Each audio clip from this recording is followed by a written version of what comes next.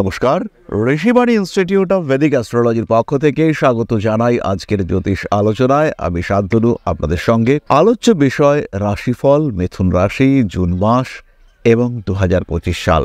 জন্মকুণ্ডলিতে যাদের রাশি বা লগ্ন মিথুন, তাদের জন্য 2025 সালের জুন মাস কেমন কাটবে সেই বিষয়ে আমরা একটু জানার চেষ্টা করব। বেশ কয়েকটা পর গ্রহ সঞ্চার আমরা দেখতে পেয়েছি। মিথুনের দশমে শনিদেবের অবস্থান, জুন মাস পুরোটাই শনিদেব দশমভাবে থাকবে, বাড়বে কর্ম পরিবর্তনের সম্ভাবনা। খেয়াল রাখতে হবে একটি কথা, আমরা কিন্তু কর্মপ্রাপ্তির সম্ভাবনা এখানে বলিনি, আমরা বলেছি কর্ম পরিবর্তনের সম্ভাবনা। এখানে কিন্তু কর্মপ্রাপ্তির সম্ভাবনা সেটাও আসতে চলেছে, তবে যারা পরিবর্তন চাইছেন তাদের ক্ষেত্রে এই সম্ভাবনা অনেক বেশি। পরবর্তী যে বিষয়টি মিথুনের জন্য সবচেয়ে বেশি পজিটিভ, সেটি হলো দেবগুরু বৃহস্পতি। তিনি মিথুন রাশিতেই অবস্থান করে থাকবেন। সপ্তমপতি দশমপতি বৃহস্পতি, তার দৃষ্টি নবম ভাবস্থ রাহুর উপরে।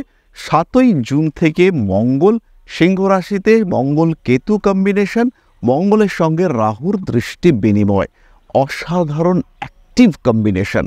মিথুন রাশি বা লগ্নের মানুষদের এনার্জি লেভেল হিউজ বাড়তে দেখতে পাওয়া যাবে।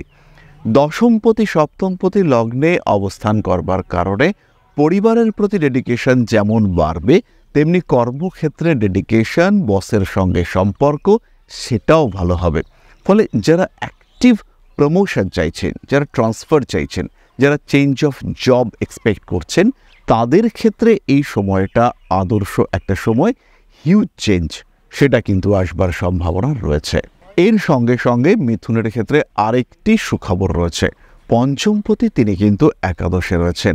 পঞ্চমপতি শুক্র প্রায় সারা মাস একাদশভাবে অবস্থান করবেন।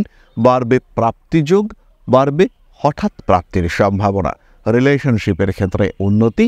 যারা সন্তান প্রাপ্তির চেষ্টা করছেন মিথুন রাশি বা লগ্নের মানুষজন, তাদের ক্ষেত্রে বিরাট সুপরিবর্তন, বিরাট সুখবর।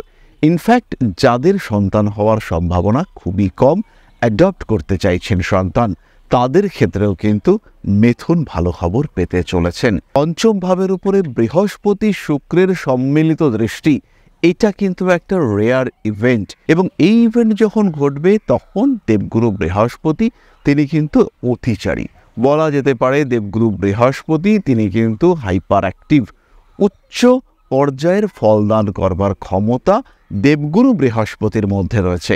তাই মিথুনের সৌভাগ্য আসছে, এই বিষয়ে মিথুন কিন্তু অল্প বিস্তর নিশ্চিন্ত থাকতে পারেন।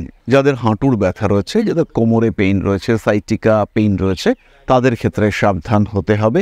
সাবধান হতে হবে বাবার স্বাস্থ্য নিয়েও।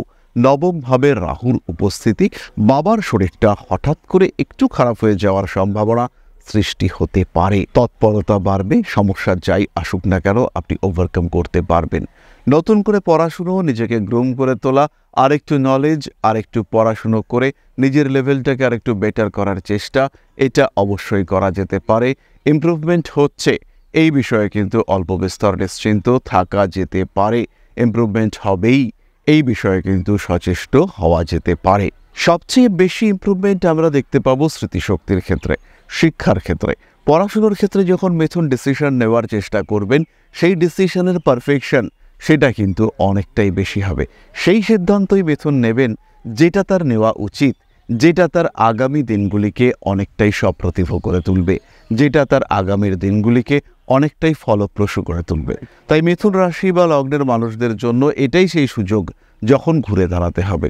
বারবার আমরা বলেছি 2025 হলো পরিবর্তনের বছর, আর মিথুনের জন্য পরিবর্তনের সেই সময় সেটা কিন্তু এই সময়। পঞ্চমপতি শুক্র তিনি একাদশে বসে রয়েছেন। শুক্র পাস করবেন নিজের নক্ষত্র ভরণীর উপর দিয়ে। ভরণী নক্ষত্র ইন্ডিকেট করে ট্রান্সফরমেশন, মৃত্যু এবং মৃত্যুর পরে পুনরায় জন্ম। এই বিষয়টি কিন্তু ভরণী নক্ষত্রের সঙ্গে সম্পর্কযুক্ত। তাই পঞ্চমপতি শুক্র যখন ভরণীতে, অত্যন্ত বলবান তিনি। আপনার লাইফকে ট্রান্সফর্ম করবার ক্ষমতা এই শুক্রের রয়েছে, এবং স্টেবল ট্রান্সফর্ম। খেয়াল রাখতে হবে দেবগুরু বৃহস্পতি তিনি হচ্ছেন প্ল্যানেট অফ স্টেবিলিটি। তার দৃষ্টি সেটা কিন্তু আপনার পঞ্চম ভাবের উপরে রয়েছে। তাই এই সময় পঞ্চম ভাব যে ডিজায়ার ক্রিয়েট করবে আপনার মনের মধ্যে, পঞ্চম ভাব যে শান্তি স্বস্তি নিয়ে আসবার বা খুঁজবার চেষ্টা করবে। বৃহস্পতি এবং শুক্র সম্মিলিতভাবে সেই শান্তি স্বস্তিকে কন্টিনিউয়াসলি বাড়িয়ে তুলবার চেষ্টা এবং সেটাকে লং টার্মের জন্য রাখবার চেষ্টা করবে। তাহলে শুভ সময়, এটা পরিষ্কার। প্রেম করছেন, ভালোবাসছেন, প্রপোজ করুন নিজের প্রেমিক কিংবা প্রেমিকাকে। ভালোবাসার মানুষটিকে আগলে রাখার জন্য এটা আদর্শ সময়। ভালোবাসার মানুষটিকে ভালোবাসছি বলার জন্য এটা আদর্শ সময়। নিজের ক্রিয়েটিভিটিকে আরেকটু জাগিয়ে তোলার জন্য এটা আদর্শ সময়। নিজের ব্যবসাকে আরেকটু বড় করে তোলবার জন্য এটাই আদর্শ সময়। কর্মক্ষেত্রে উন্নতি করবার জন্য এটা আদর্শ সময়। মনের মানুষটিকে বিয়ে করব তোমায় বলার জন্য এটাই সেই আদর্শ সময়। নিশ্চিন্তে নির্ভাবনায় এগিয়ে যাওয়ার জন্য এটাই সঠিক সময়। সুতরাং মিথুন রাশি বা লগ্নের মানুষ যারা চাইছেন জীবনটাকে একটু শিফট করবেন, জীবনের ধারাকে একটু পরিবর্তন করে নতুনভাবে শুরু করবেন, তাদের কিন্তু আর বিলম্ব করা উচিত নয়। যারা নতুন ব্যবসা করতে চাইছেন নিশ্চিন্তে ইনভেস্ট করতে পারেন, ব্যবসা শুরু করা যেতে পারে এই সময়। ইনফ্যাক্ট নতুন পার্টনারশিপ সেটাও ফর্ম করা যেতে পারে। পুরনো বিষয়গুলিকে একটু পরিবর্তন করা গেলেও পুরনো সম্পর্ক কিংবা পুরনো রিলেশনশিপ সেগুলো কিন্তু আপনার জন্য যথেষ্ট ব্যাকআপ ক্রিয়েট করবে, হিউজ সাপোর্ট আপনার জন্য তৈরি করবে এই সম্পর্কগুলি। পেশাদারি মানসিকতা এবং ইমোশনের একটা সংমিশ্রণ মিথুনের ক্ষেত্রে ঘটতে দেখতে পাওয়া যাবে। এই সময় মিথুন অল্প বিস্তর লটারির টিকিট কাটতে পারেন। ধীরে ধীরে নিজের লক্ষ্যের দিকে এগিয়ে যাওয়ার জন্য প্রয়োজনীয় একটা সঠিক পরিকল্পনা এটা মিথুন অবশ্যই করতে পারেন। সন্তান প্রাপ্তির সম্ভাবনা তো রয়েছে, আমরা ইতিমধ্যেই বলেছি। বাড়ি পরিবর্তন মিথুনের জন্য বিরাট শুভ নয়, তবে যারা বাড়ি বিক্রি করতে চাইছেন তারা কিন্তু এই সময়টাকে গ্রহণ করতে পারেন। বাড়ি বিক্রি হওয়ার পূর্ণ সম্ভাবনা এই সময় দেখতে পাওয়া যাবে। বড় কোনো আইনি সমস্যা, বড় রোগ ভোগের সম্ভাবনা থাকছে না। তবে যাদের এই সময় রাহুর দশা চলছে কিংবা যাদের এই সময় বৃহস্পতির দশায় কেতুর অন্তর্দশা চলছে বা এরকম নেগেটিভ দশাগুলি চলছে, সেই সময়গুলি কিন্তু একটু খেয়াল রাখতে হবে। সেই সময় যাদের ক্ষেত্রে এই ধরনের নেগেটিভ দশা ট্রানজিশন হচ্ছে তাদের কিন্তু সাবধানতা অবলম্বন করা দরকার রয়েছে এবং অবশ্যই দরকার রয়েছে। কয়েকটি বিশেষ বিষয় আমরা খেয়াল রাখবার চেষ্টা করব। তৃতীয় মঙ্গল কেতু, হাতে আগুন থেকে সাবধান হতে হবে। যারা রান্না করেন, যারা গৃহবধূ, যারা আগুন সংক্রান্ত বিষয়ে কাজকর্ম করেন কিংবা যারা বিপজ্জনক জিনিস নিয়ে কাজকর্ম করেন তাদের একটু বেশিই সাবধান, বেশিই সচেতন হতে হবে। নিজের অ্যাক্টিভিটির উপরে কিছুটা নিয়ন্ত্রণ নিয়ে আসার চেষ্টা অবশ্যই আপনাকে করতে হবে। দ্বিতীয় বিষয়টি হলো তৃতীয় কেতু থাকার কারণে মিথুন রাশি বা লগ্নের মানুষদের অ্যাক্টিভিটি লেভেল এটা কিন্তু কম। ইউনিভার্স চাইছে আপনার উন্নতি হোক, কিন্তু আপনি ভাবছেন আচ্ছা হচ্ছে তো, দেখি না আর একটু সময়। এই দেখি না আর একটু সময় থেকে বেরিয়ে এসে এখনই দেখি, এই মেন্টালিটি কাজে লাগাতে হবে এবং নিজের জীবনের পরিবর্তনকে আরও ত্বরান্বিত করে তুলবার প্রচেষ্টা এটা অবশ্যই আপনাকে করতে হবে। মিথুন রাশি বা লগ্নের মানুষদের নবমে রাহু রয়েছে। ঈশ্বরের প্রতি বিশ্বাস একটু গণ্ডগোল হওয়ার সম্ভাবনা রয়েছে।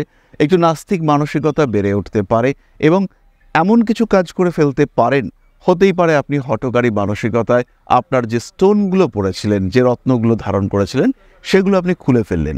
এমন একটা মানসিকতা কিন্তু আপনার ক্ষেত্রে কাজ করতে পারে। প্রয়োজনীয় কাগজপত্র এমনভাবে রাখলেন যেগুলো আর খুঁজে পাওয়া গেল না, এরকম কিছু ভুল হওয়ার সম্ভাবনা রয়েছে, যেটা নবমে রাহু ইন্ডিকেট করে। উচ্চ বিদ্যায় সংযুক্ত হয়ে রয়েছেন আপনি, কিন্তু এমন কোনো বন্ধুর সঙ্গে বন্ধুত্ব করেছেন যার কারণে আপনি বুঝতে পারছেন ক্রমাগত ক্ষতি হচ্ছে, কিন্তু সেই ক্ষতিকে আপনি মেরামত করতে পারছেন না।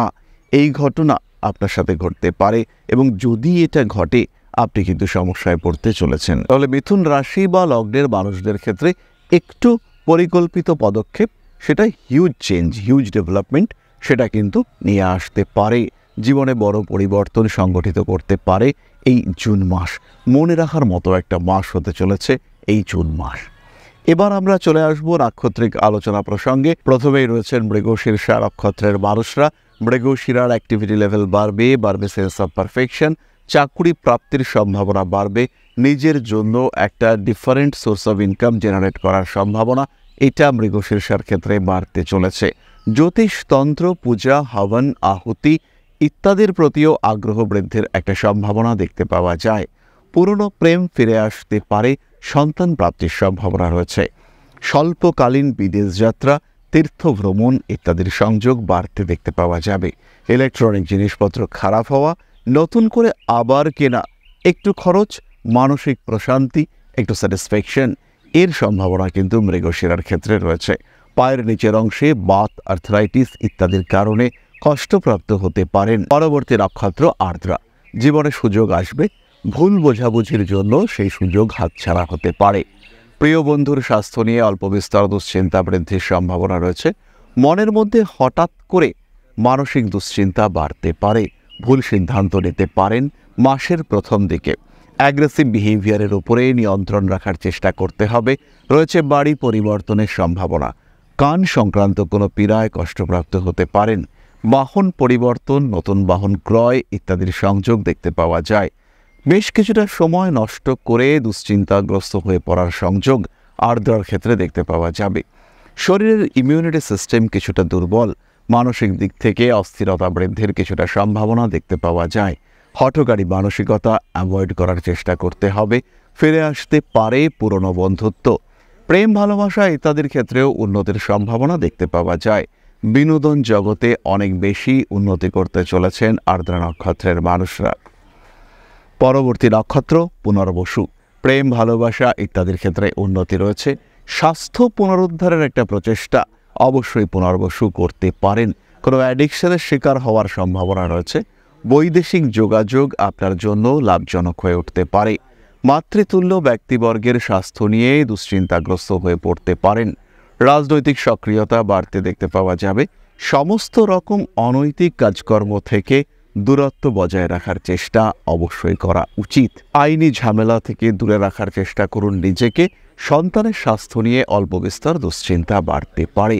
ঠান্ডা লাগার সংযোগ রয়েছে নতুন চাকরি প্রাপ্তির সম্ভাবনা, টাকা পয়সা প্রাপ্তি, তারপরে নতুন ব্যবসা শুরুর একটা মানসিকতা, এটা পুনর্বসু অবশ্যই রাখতে পারেন। কম্পিটিশন বাড়বে আপনার জীবনে। সেই কম্পিটিশনের মাধ্যমে নিজেকে আরেকটু গ্রুম করে তোলার প্রবণতা, সেটাও বাড়তে দেখতে পাওয়া যাবে। সমস্ত রকম কাজকর্মের মধ্যে একটা স্বচ্ছতা বজায় রাখার চেষ্টা, এটা অবশ্যই করতে হবে। এরপরে আমরা চলে আসব প্রতিকার সংক্রান্ত আলোচনা প্রসঙ্গে। তবে তার আগে একটি ছোট্ট বিষয় আপনাদের সঙ্গে শেয়ার করতে চাইব। ভাগ্যের পরিবর্তন সম্ভব। জীবনে বাধা, বিপত্তি, সমস্যা, অস্থিরতা, অশান্তি রয়েছে। এই অশান্তি, অস্থিরতা থেকে নিজেদেরকে মুক্ত করা সম্ভব। প্রয়োজন সঠিক নির্দেশনা। সমস্যা আসতে পারে, সেই সমস্যা থেকে নিজেকে মুক্ত করবার চেষ্টা এটা করতে হবে। সমস্যা আসতেই পারে, কিন্তু কেন এই সমস্যা? আপনি দেখতে পাচ্ছেন আপনার টাকা আসছে না, ব্যবসা করছেন, অর্থ আসছে না, কিন্তু কেন অর্থ আসছে না? এখন কি শনিদেবের 7.5 চলছে? 7.5 চলছে মানেই সময় খারাপ যাবে তা কিন্তু নয়। কিন্তু আপনার জন্মকুণ্ডলিতে শনিদেবের নক্ষত্র অধিপতি, তিনি যদি অবস্থান করেন আপনার দ্বাদশে, ষষ্ঠে, অষ্টমে, সেই ক্ষেত্রে সময় খারাপ যাবে। সময় খারাপ যাওয়া কিন্তু আটকানো যাবে না। তবে প্রতিকার সম্ভব। একটা সঠিক জ্যোতিষ পরামর্শ আপনার জীবনকে পরিবর্তন করতে পারে। একটা সঠিক জ্যোতিষ পরামর্শ আপনার জীবনে স্থিরতা নিয়ে আসতে পারে। এবং এখন এই সঠিক জ্যোতিষ পরামর্শ আপনি পেতে চলেছেন আপনার শহর আগরতলায়। আগরতলায় আমরা থাকছি আগামী 26 এবং 27 মে। সরাসরি নিজের অ্যাপয়েন্টমেন্ট বুক করুন এবং নিজের ভাগ্য, নিজের কর্ম এর মধ্যে সমন্বয় সাধন করবার জন্য পরামর্শ নিন সঠিক জ্যোতিষের। আজই ফোন করুন আমাদের কন্ট্যাক্ট নাম্বারে, বুক করুন আপনার অ্যাপয়েন্টমেন্ট। দেখা হবে 26 এবং 27-এ। তাহলে এবার আমরা চলে আসি প্রতিকার সংক্রান্ত আলোচনা প্রসঙ্গে। মিথুন রাশি বা লগ্নের মানুষরা যারা ব্যবসায়ী রয়েছেন, যারা বুঝতে পারছেন ব্যবসার ক্ষেত্রে কিছুটা স্ট্রেস কাজ করছে, ব্যবসার ক্ষেত্রে কিছুটা ডেভেলপমেন্টের ক্ষেত্রে সমস্যা আসছে, তারা নিশ্চিন্তে নির্ভাবনায় ধারণ করুন গ্রিন অ্যাভেঞ্চুরিন এবং ইয়েলো সিট্রিন ব্রেসলেট। তার সঙ্গে অবশ্যই 5মুখী এবং 6মুখী রুদ্রাক্ষ কম্বিনেশন।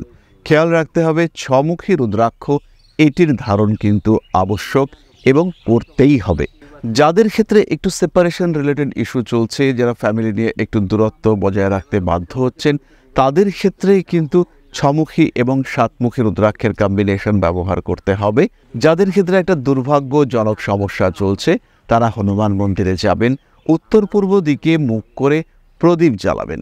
যে জায়গাটি প্রদীপ জ্বালাবার জন্য নির্ধারিত রয়েছে সেখানেই প্রদীপ জ্বালাবেন এবং সেদিকে প্রদীপের যে মুখ, সেটা যেন উত্তর পূর্ব দিকে হয়ে থাকে। মানুষকে অল্প বিস্তর দান করবেন, সেটাও আপনার জন্য পজিটিভ এবং ইমপ্রুভমেন্ট অবশ্যই হবে। পাঠ করবেন নবগ্রহ স্তোত্র এবং তার সঙ্গে সঙ্গে মহামৃত্যুঞ্জয় মন্ত্র। বাবা, মা, ভাই, বোন যারা পরিবারের সদস্য এবং আপনার যারা গুরুতুল্য মানুষ রয়েছেন তাদের সঙ্গে সদ্ব্যবহার বাড়িয়ে তোলার চেষ্টা করবেন। তাহলে আজকের আলোচনা আমরা আর দীর্ঘায়িত করব না। সবাই সুস্থ থাকুন, ভালো থাকুন। মা শ্রী শ্রী আদিশক্তির আশীর্বাদ বর্ষিত হোক আপনাদের উপর। জয় মা আদিশক্তি। নমস্কার।